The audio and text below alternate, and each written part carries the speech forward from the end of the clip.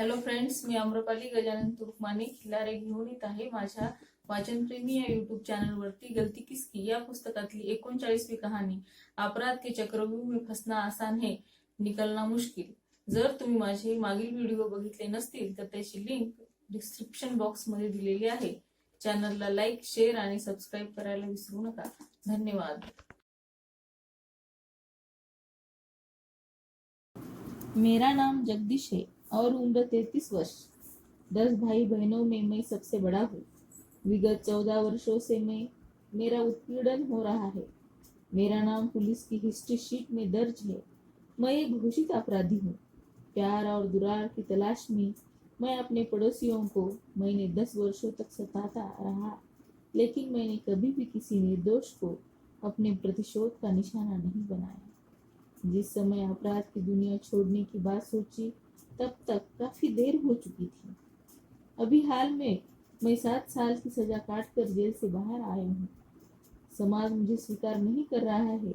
अगर मेरे साथ कोई नरमी से पेश आता है तो इसका कारण यह नहीं है कि वह मुझे पसंद नहीं करता, बल्कि वह मुझसे डरा हुआ है। मेरे पिताजी मुझसे बहुत नफरत करते थे और शायद मैं भी उनसे नफरत करता था। इसके बावजूद मैंने जेल से पैरोल पर आकर उन्हें अपना खून दिया। वो मुझे देखकर बहुत कुढ़ते थे, लेकिन मैंने कभी भी देखा कि उनकी आंखों में मेरी हालत देखकर आंसू आ जाते थे। उस दिन मैंने उनके साथ अपने सारे मतभेद समाप्त कर दिए और नए सिरे से शुरुआत करने की सोची। लेकिन भाग्य को कुछ और ही मंजूर था। कुछ दिनों के बाद उनकी मृत्यु हो गई। मेरे पिताजी एक मशहूर संगीतकार थे। उन्हें राष्ट्रीय अंतर्राष्ट्रीय कार्यक्रमों में बुलाया जाता था। ऐसा ही एक संगीत महफिल से लौटने के बाद उन्हें पीने की लत पड़ गई। उनकी शराबखोरी कई कई दिनों तक उन्हें घर न आने देती। हालांकि उन दिनों मेरी आयु बहुत छोटी थी, लेकिन मैं तब से देखता रहा कि किस तरह हमारी खुराक दिन ब दिन घटती गई। धीरे धीरे हम भूखमरी के कगार पर आकर पहुंच गए। ऐसा नहीं था कि ईश्वर हमेशा हमसे रूठे ही रहते। मेरे पिताजी कभी कभार घर आया करते थे। उनके आने से हम खुश और दुखी दोनों ही होते थे। खुश इसलिए होते थे कि हम कुछ खाने के लिए मिलने की उम्मीद होती थी, और दुखी इसलिए होते थे कि हम जानते थे कि अब शराब के नशे में मेरी माँ की पिटाई करेंगे। मेरी माँ ने हमेशा उन्हें बर्दाश्त किया है। जैसी उम्मीद थी, शराबखोरी ने मेरे पिताजी से अपनी कीमत वसूल कर ली और धीरे धीरे परिवार का अधिकतर सामान या तो बेच दिया गया या गिरवी रख दिया गया। हम लोगों की पढ़ाई छूट गई। मेरी माँ ने हिम्मत दिखाई और घर पर लाकर कुछ काम करने लगी। हम सब अपनी माँ के साथ मिलकर मालाएं बनानी और उन्हें बाजार में बेचने लगी। इतनी मशक्कत के बावजूद हमारा खर्चा पूरा न हो पाता, लेकिन फिर भी पिताजी यह सब पसंद नहीं था।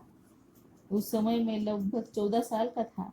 मेरी बहन गंभीर रूप से बीमार हो गई। उसे अस्पताल में भर्ती करना पड़ा।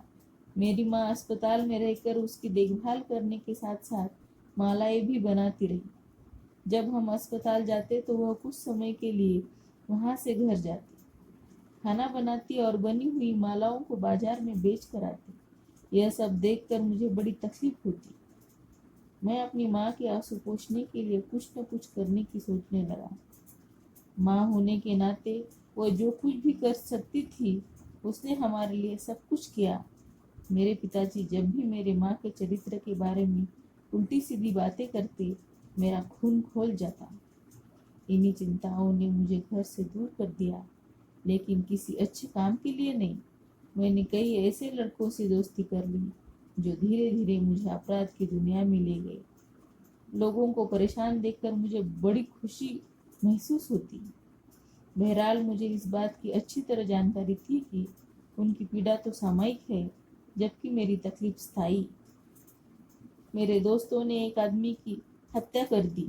हालांकि मैं उस कत्ल में शामिल नहीं था, लेकिन फिर भी पुलिस मुझे संदेह के आधार पर पकड़ लिया। वह मेरी पहली गिरफ्तारी थी। चूंकि पुलिस हत्या में मेरी संदिग्धता का प्रमाण नहीं हो पाया, अंततः मेरी जमानत मंजूर हो गई और कुछ ही महीनों में के बाद मैं रिहा हो गया।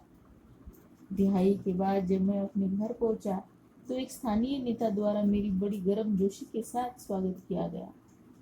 उन्होंने मुझे हीरो कहकर अपने कंधे पर उठा लिया। मुझे वह सब अच्छा नहीं लग रहा था।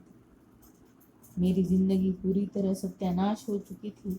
मेरी सेहत काफी अच्छी थी। उस राजनीतिज्ञ ने मेरी स्थिति का फायदा उठाया और मुझे तथा मेरे दोस्तों का इस्तेमाल वह अपने राजनीतिक उद्देश्यों के लिए करने लगा। मेरे लिए उसका साथ देना इसलिए भी जरूरी था क्योंकि इससे मेरा परिवार के लोगों की भूख मिटती थी।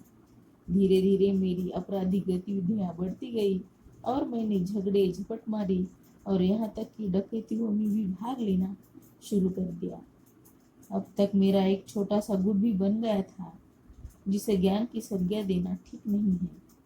मेरी माँ ने अनेक बार मुझे रोकने की कोशिश की लेकिन वह असफल रही। मैं ऐसे मुकाम में पहुंच चुका था कि जहां से लौटना बड़ा मुश्किल। यह सोचकर कि शायद विवाह के पश्चात मैं सुधर जाऊं, मेरी माँ ने सुनीता के साथ मेरी शादी भी करा दी। लेकिन मेरी गतिविधियों पर उससे कोई फर्क नहीं पड़ा। सुनीता मेरी भावनाओं के प्रति संवेदनशील नहीं थी, इसलिए मेरे जेल जाने के बाद वो मेरे लड़के को छोड़कर भाग गई। खुशकिस्मती से मेरे बेटे को इंडिया विजन फाउंडेशन नामक स्वयंसेवी संगठन ने चिन्हित कर लिया। यह संस्था कैदियों के बच्चों की देखभाल करती है। उसके प्रयासों से वह बस्ती की स्कूल में पढ़ने लगा। मैं सुनीता को ढूंढने की कोशिश की लेकिन नतीजा शून्य रहा। मैंने जेल में मिली कुमारी नामक एक औरत से रिश्ते बना लिए। वह अपराधीन थी। बाद में वह मुझे इतनी अधिक मांग करने लगी कि मुझे उसे छोड़ देना पड़ा। मेरे आपराधिक जीवन को बढ़ाने में पुलिस ने बड़ी महत्वपूर्ण भूमिका निभाई। हमें पुलिस वालों का ध्यान रखना पड़ता था। उन्होंने कई बार मुझे सलाह दी कि मैं नशीली दवाओं के धंधे में कूद पड़ूं तो वो मेरी रक्षा करेंगे। यह एक सब इंस्पेक्टर ने थाने में बुलाकर मुझे 5,000 रुपये माहवार पर सौदा तय किया। हालांकि मैंने ड्रग्स का नाम कभी नहीं लिया, लेकिन उस समय डर के मारे मुझे उसके सामने राजी होना पड़ा। उन्होंने मुझे उस धंधे के गुरूर भी सिखा दिए। जब मैंने उनकी बात नहीं मानी तो बाद में मुझे उसके गुस्से का शिकार होना पड़ा। पुलिस ने मुझे ऐसे झूठे मामले में फंसा दिया कि जिनसे मेरा कोई भी ताल्लुक नहीं है, कोई भी लेना देना नहीं था। पुलिस को शिकायत थी कि अगर मैं सुधर गया तो उसकी कमाई कैसे होगी। मेरे ऊपर बनाए गए 13-14 मामलों में से 3 या 4 बार मुझे सजा हुई। बाकी मामलों में मैं रिहा कर दिया गया। न्यायपालिका अपनी ड्यूटी निभाती।